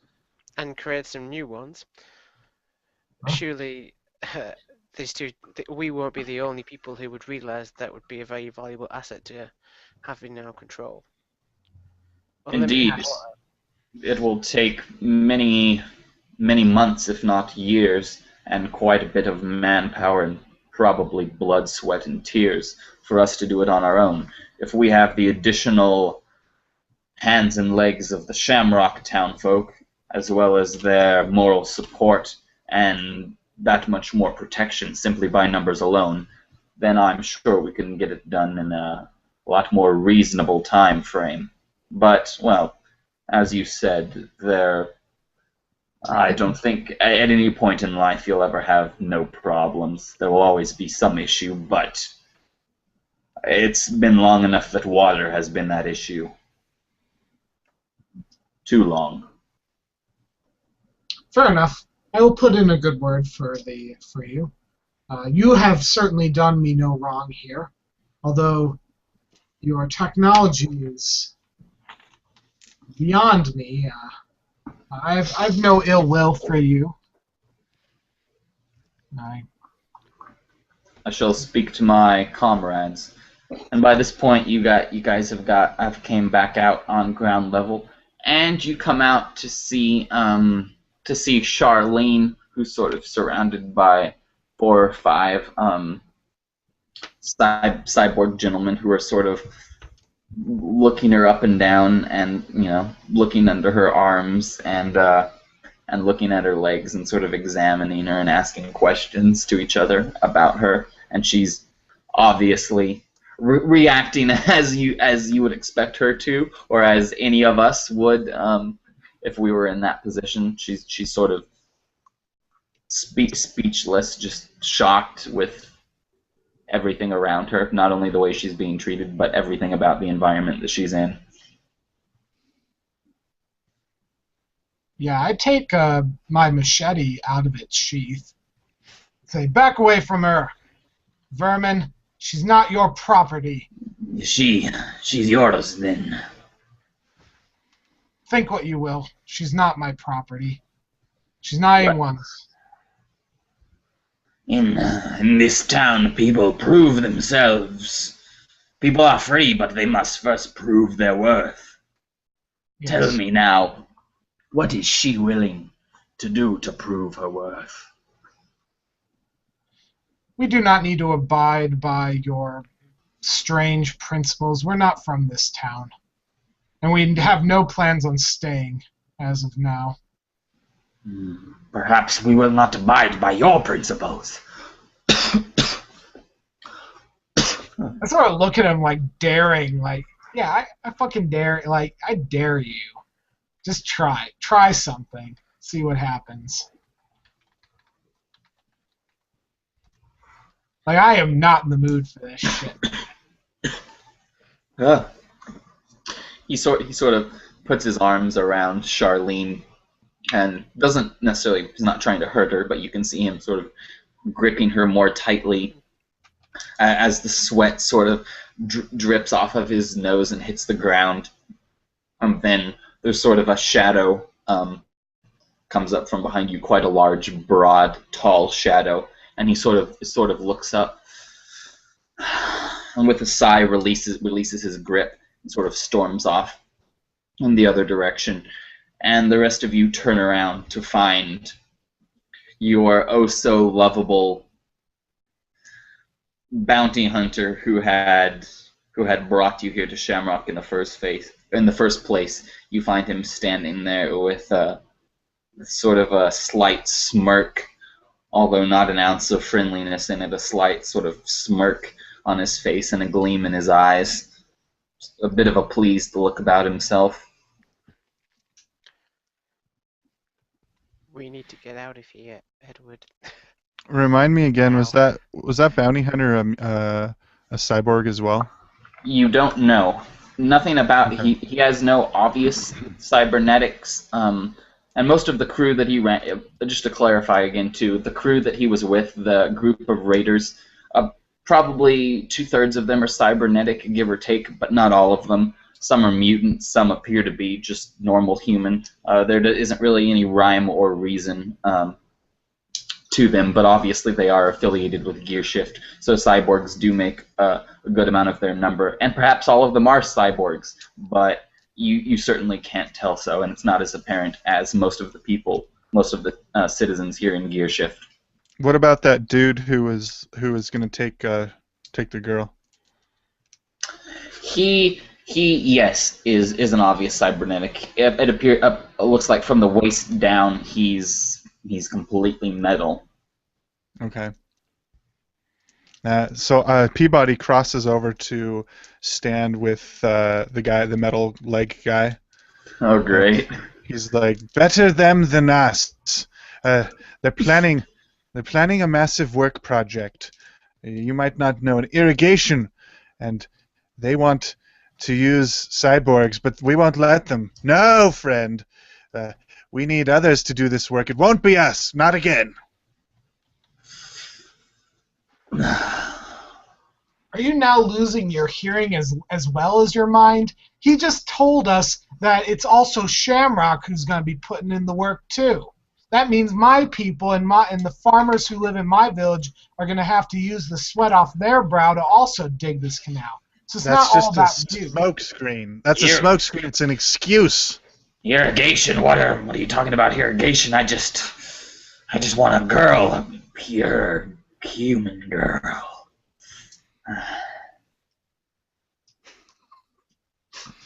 They're building a connection project. Oh, it's been all over the circles of people talking. Wait. So you mean we might be on good terms with the humans? There might be more pure humans coming through here. A great number of pure humans, though I wouldn't ever refer to humans as pure. Excellent. Taking the time to initiate enunciate every word. I say to Peabody, he wants to make her a slave. How many times do I have to explain to you people, humans can't be slaves, only cyborgs. Oh, yes, because there's no mutant slaves out there. Yes, when the raiders came through our village and took people off, yes, they never took any mutants. Surely not. That's just merely between yourselves, okay? You're an oppressive race of people, and so it's time that you got your comeuppance. You see, Horace was right about you, Charlene says, her eyes welling with tears. She comes up and slaps you as hard at Peabody as hard as she can. Backhands him right across the jaw as tears sort of stream down her face. yeah. I trusted you. You ought not to have done that, missy. She runs towards Reginald. This guy. I'll try and interpose myself between A, slaver, B, madcap cyborg. You hear the disc saw fire up. You see once you do that, in the hand that does not have the machete in his hand, he sort of holds it up, and a greenish sort of orb sort of raises itself out of his hand very slowly, and it's sort of twisting in the air about a couple inches off of the palm of his hand, and he sort of plays with it, kind of looking and seeing what if Peabody makes any sort of sudden moves. He doesn't. He has his saw up, and he's eyeing you very cautiously. And now he's kind of backing away a bit.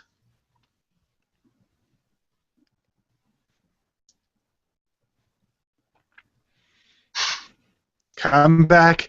Give that girl back to us. Reginald, if that's really your name. She doesn't belong with you. I don't think she belongs with anyone. She's her own person. The Peabody. gentleman here just wants to have a talk with her, okay?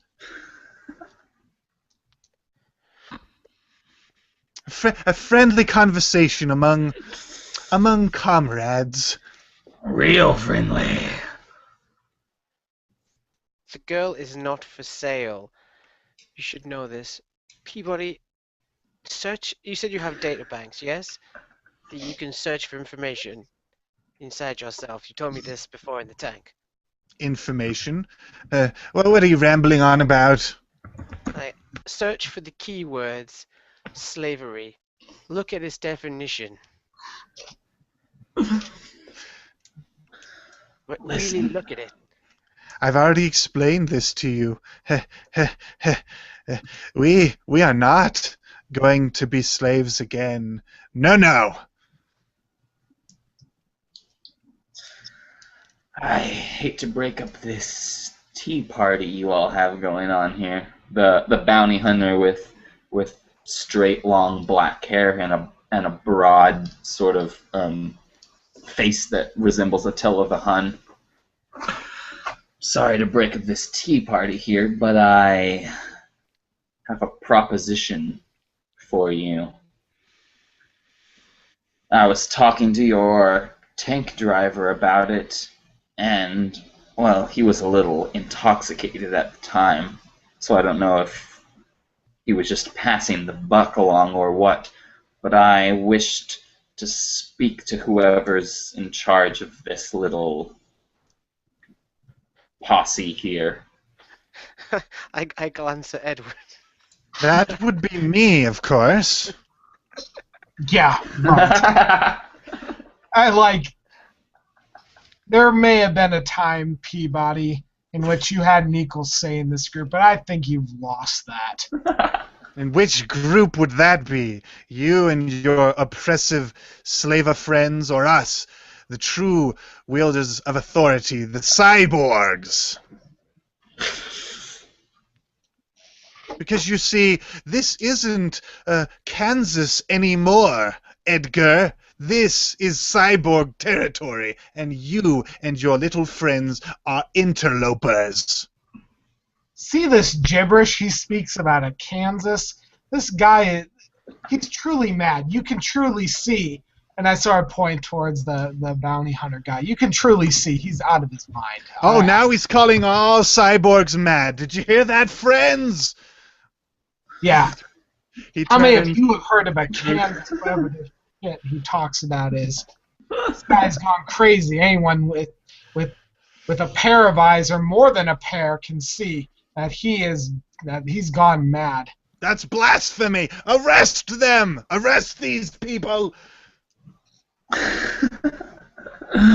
By this point, most people are just sort of watching it like someone would be watching Jerry Springer, just to sort of see what atrocity unfolds next in front of their eyes. There appears to be one guy that's sort of like doing a "yeah, brother" sort of a gesture, but he appears even more intoxicated than Murdoch, and he's an obvious cyborg with the most low end of parts, and he sort of stumbles around and falls onto his back and doesn't get up. You can see, of course, he's still breathing and he's still conscious, but he's completely trashed. But he's sort of woo, the only one that's really backing Peabody up in all this. They come into our village. They abuse the cyborgs. I've witnessed. Listen to this, friends. And he turns to the crowd of gathering cyborgs at the commotion. I witnessed with my very own hands this one right here, pointing to Reginald, abusing, pushing down, and molesting one of our mutants. And I tell you, they are here with no good purpose. We need to apprehend these evildoers and make them answer to justice. No, the problem was she didn't molest me, or he didn't molest me. Whatever it is, the cyborg with the large orange cybernetic eye makes his way out of the crowd. I sort of glance with a couple of my eyes. I sort of glance towards Reginald and sort of like indicate my head towards where the tank is, and I start like very not very obviously, but kind of just pacing in that direction. Yeah, I'm right with you. You sort of bump up against someone behind you, and you turn around to see the bounty hunter still standing there. Like I said, I wanted to speak to whoever was in charge here. If you're having some family issues, then that's between all of you. I don't really give a shit about that. But what I do give a shit about is this. He sort of puts his hand on the tank, patting it lightly. Like I said.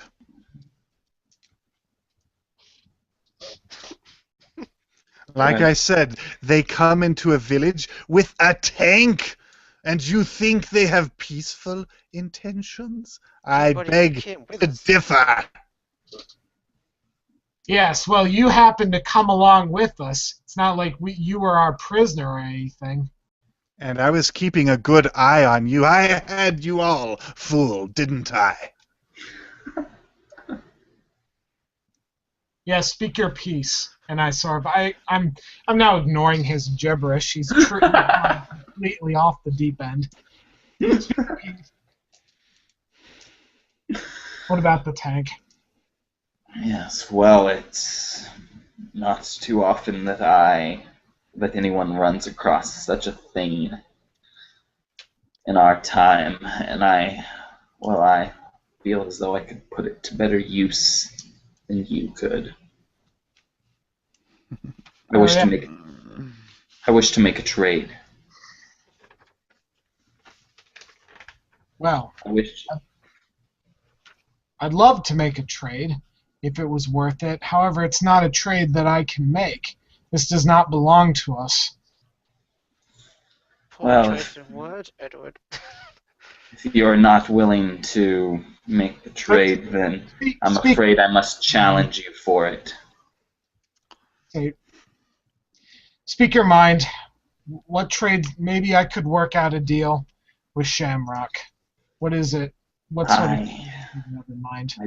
I don't need to keep it indefinitely, just long enough to study it, learn how to create another one like it, and then I shall return it to you. In the meantime, I will give you my horses.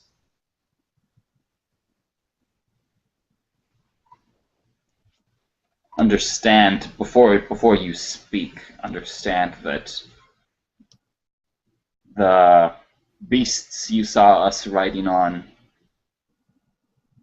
a couple days ago were not my steeds. They were lent to me by a friend here in town. Our horses were being, shall we say, modified.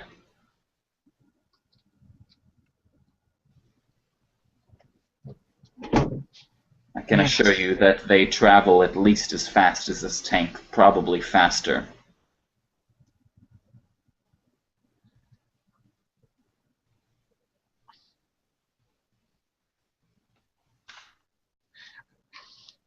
Of course, it is up to you to trade or not. I cannot force your hand. However, the rules of Gearshift do state that unless someone has proved themselves that they can be challenged, and unless I'm mistaken, none of you here have proved yourselves. So, the choice is yours. A trade or a challenge.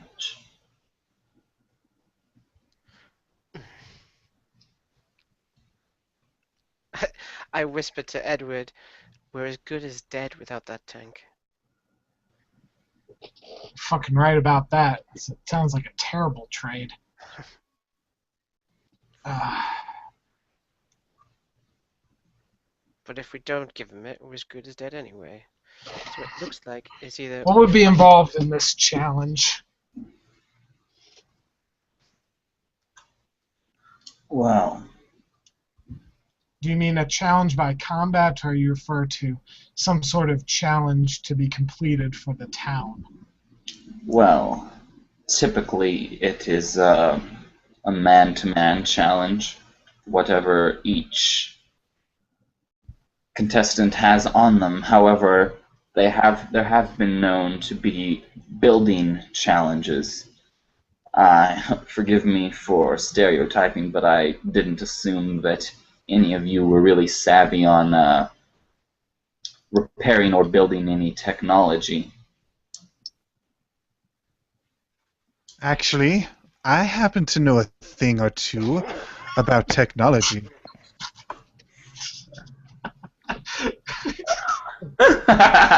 Sorry, It's like hold in. my head just like swings around like, what the fuck? Like, what is he talking about? What is it that you want done, my friend? Well, if you wish to retreat to the bowels of our complex, I'm sure that we can find an evenly matched challenge of repair for you to go against my best man. And where exactly would be the bowels of your lair, as you call it? Well, why don't we go find someplace? It should be interesting. And of course, if you win, then you can keep your tank. You have proved yourself. However, if you fail, it will be mine. He sort of sticks out his hand to shake Peabody's hand. No, absolutely And he not. reaches out and shakes as well. Peabody, I'm pouring. Peabody does not have say over this matter. He is clearly not in the right state of mind, as anyone here can attest to. Come with me, boys. And he not... turns over, and he motions for 3 or 4 of the cyborgs to come with him. All right. So you guys are going to have to oppose each other on some rolls here. I'm definitely opposing this idea with every fiber of my being. All right. So you're going to make an agility roll, Edward, to try and get over there and stop them before they shake hands. And Peabody, let's have you make a what makes sense? I think maybe a will roll, because Peabody's being extremely willful and stubborn. So you can make a will roll to see how motivated you are to get over there and seal this deal before your former comrade can stop you. And what is your respective scores in those? Peabody, what's your will? And Edward, what is your agility? Yeah, I have a 39 agility. I have a 14 willpower. Okay. So you guys can go ahead and roll. Yeah, I already rolled. I didn't get very good at all. I got a 71. I got a 33. Okay. It's really close. Yeah, that is really close, because they're both more or less half of each other. It's not that I'm doing the math super intense, but let me see here.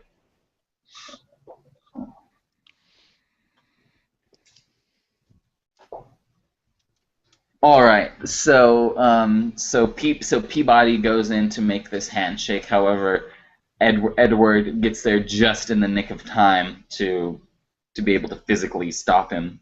No! And I sort of get between the two. No!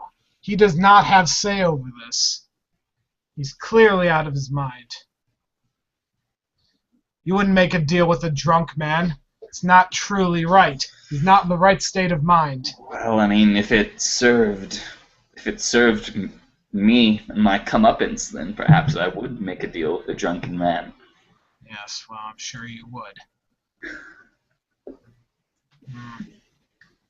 Sort of look him up and down, like I'm appraising him for his physical, sort of the way he kind of looks.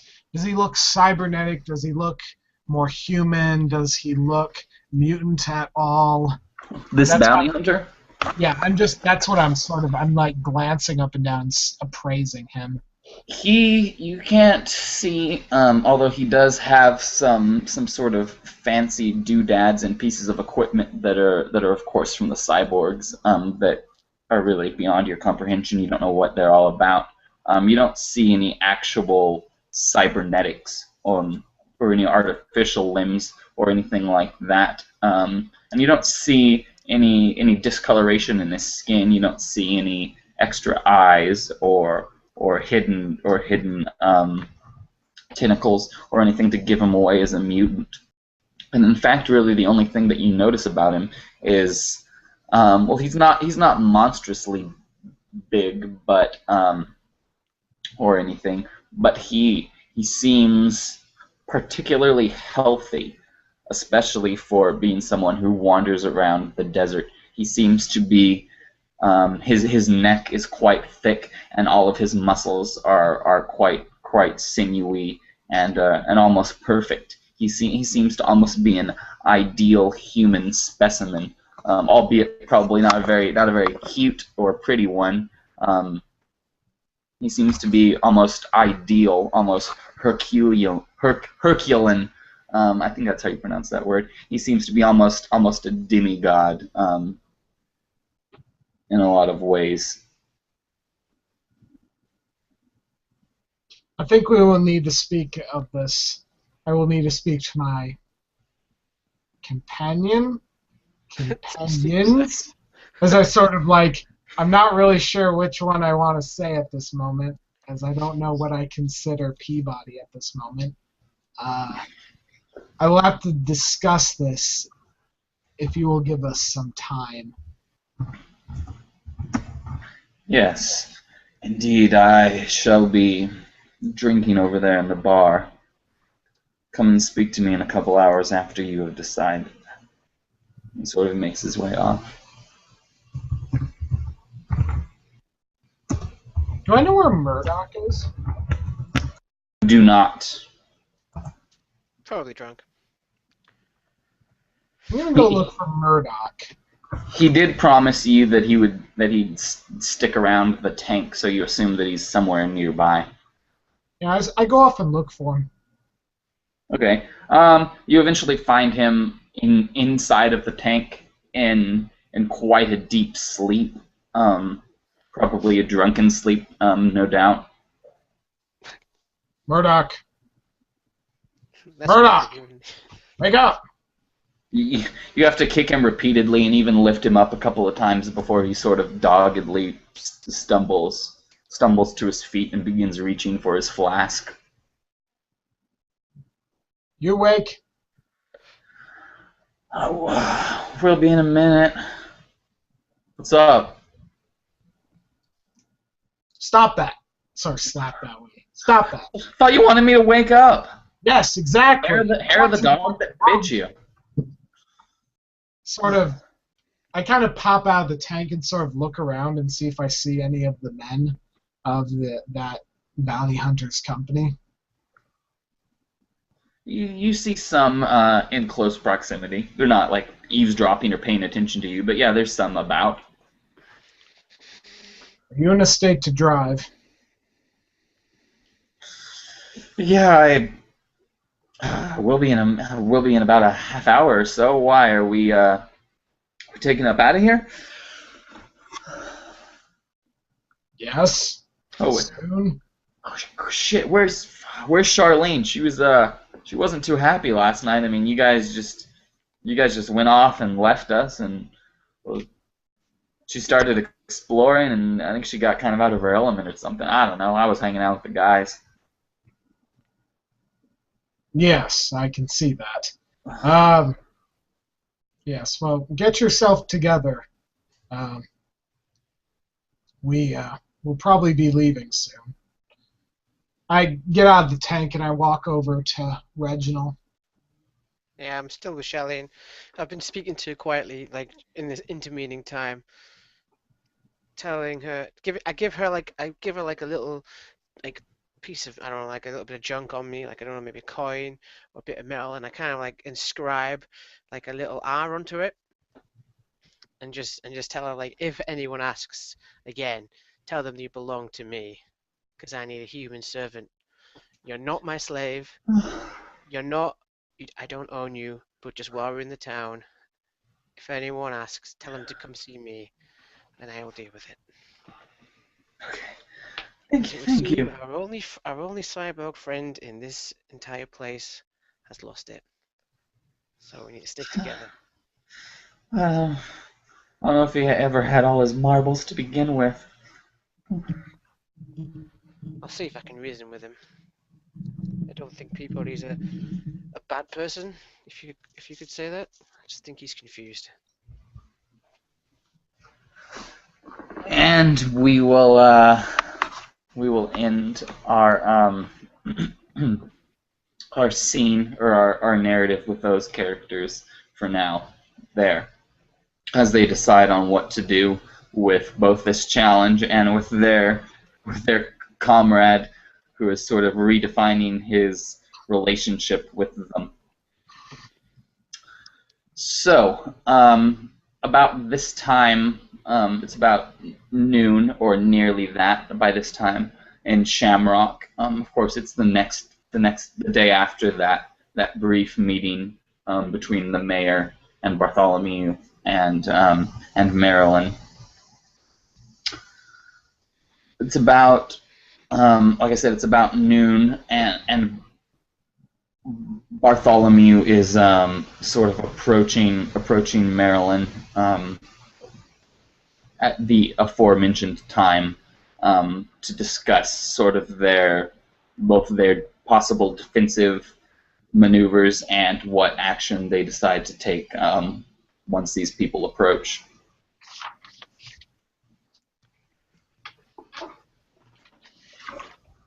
About time you got here. Been waiting for you for 15 minutes. Yes, well, I got tied up a little bit working with some of the new recruits. That's a funny coincidence because I was just tied up myself. Yeah. Don't you think that dress is a little perhaps inappropriate? Excuse me, who the hell are you to tell me what's inappropriate?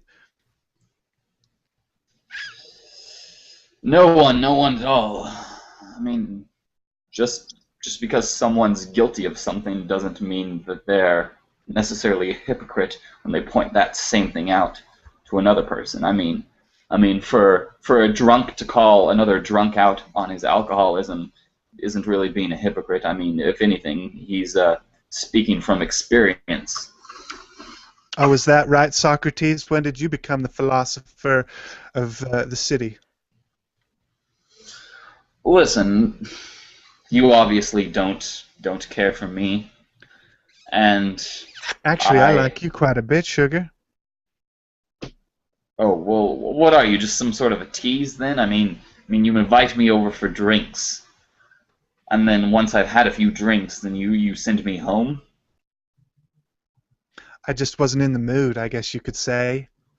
Your equipment doesn't interest me, but I still like you. Yes, it is hard to find people that can get over the cherry tone of my skin. I've been over the cherry tone of many people's skins, but you're another case altogether. So let's get down to brass tacks. We need to get started, and I need you to allocate your men. Yes, I shall allocate my men as best it serves them. Do you have any experience with mass combat or commanding a platoon? Well, a platoon of sorts. I lived on the streets for a while, and I led a gang of do-gooders, you could call us, righting the wrongs and the evils that we came across. Yeah, well, that may be what you call it, but that's not what I've heard most people refer to your old gang as. Well, it's all a matter of perspective now, isn't it? I won't argue with you there. Which brings us to our first order of business here. How are we best going to deal with this group of ragamuffins? I mean, it doesn't seem as though they're coming here with the intent to harm necessarily, but of course they're not exactly the most reputable or gentle of men either. How do you think we should respond to them once they arrive? Well, men usually aren't very gentle now, are they? They always need a special touch, I find. And I think that prudence would dictate that we send out perhaps a scout to go ahead and do a little reconnoitering. Indeed. I wouldn't be surprised if they send one of their own ahead of the group to sort of feel things out as well. Well, should we... I mean, we'll kind of play it by ear here, but do you think we should meet them with open arms, or should we express to them our concerns, or even perhaps turn them away? For I understand what the mayor says. If we turn them away or receive them with less than hospitality, they may not respond too kindly with that. However, if the townsfolk of Shamrock see us with our tails between our legs, allowing them to come into our homes and our businesses and do with what they will, then, well, we may lose a lot of favor, and we may lose more than that as well. The townsfolk here. It is a delicate subject, there is no doubt about it, but we must also be prepared for the worst. I propose that we set a little meeting area. Of course, that will be a safe place. And if negotiations turn awry, well, it may not end up too well for them. Yes, perhaps. Perhaps it would behoove us if you and I each took the respective bottoms of the mountain, the only ways up to the town. That way, between the two of us, at least one of us would catch at least one of their men on the way in. Fine with me. All right, do you... Where should we meet them when we bring their whole number? Well, if what you say is right, if they're coming here with anywhere between 40 and 60 men, then it'll be like herding cats. I doubt we'll be able to contain them much at all. Wherein lies the problem? It seems as though we're either to let all of them in and trust them, or let none of them in. Or I suppose we could let them in and express our concerns. And exactly how many men do you have?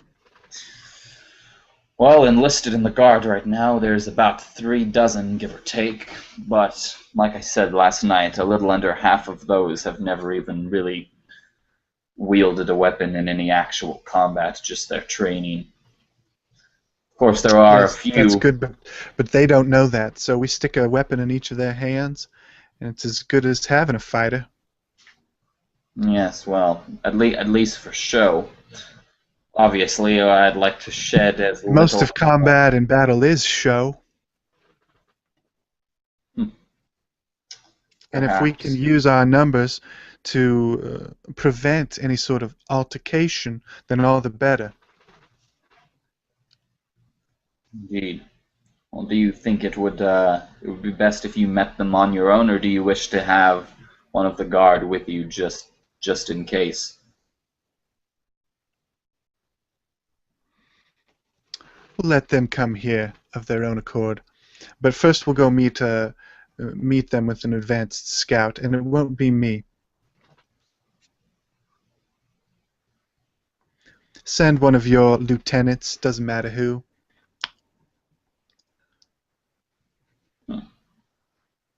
Now listen, if I find out that you're not on the level here, I will address that before I address any outsiders.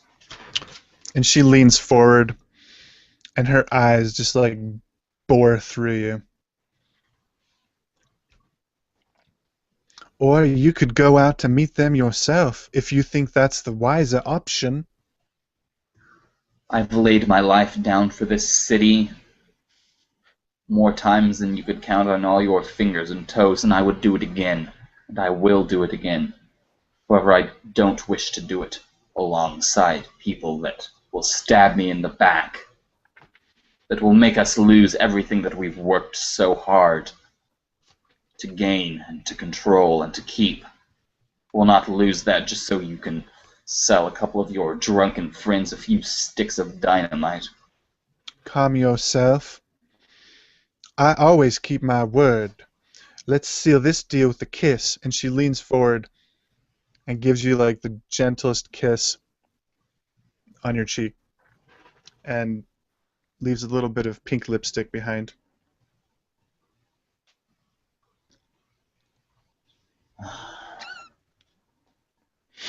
Alright, well, I suppose only time will tell.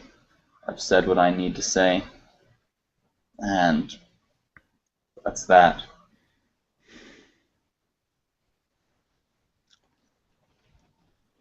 Then let's begin our preparations. Indeed. You take the west. You take the west road, and I'll take the east. Fair enough. All right then. Well, best of luck, Marilyn, and be safe. Oh, I'm always safe.